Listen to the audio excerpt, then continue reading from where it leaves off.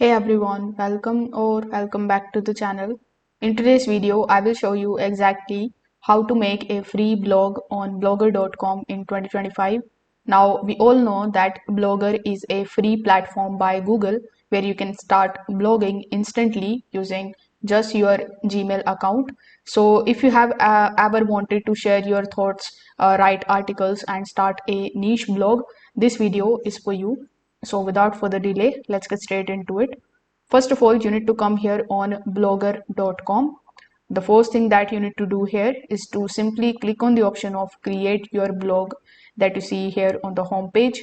Now select your email address with the help of which you want to basically create your blogger's account. After that, it is going to redirect you here on this page where you just have to simply choose the name of your blog. So here you just have to give the name of your blog, then press next here in the bottom right hand corner of the screen. Now your blog address will be with the extension of blogspot.com. So you just have to give the name of your website too. Now it will going to take some time to check the availability of the address that you have added over here. So if it is available, it will show up here. So you just have to enter that, then click on the option of next. Now you just have to give the display name, then click on the option of finish.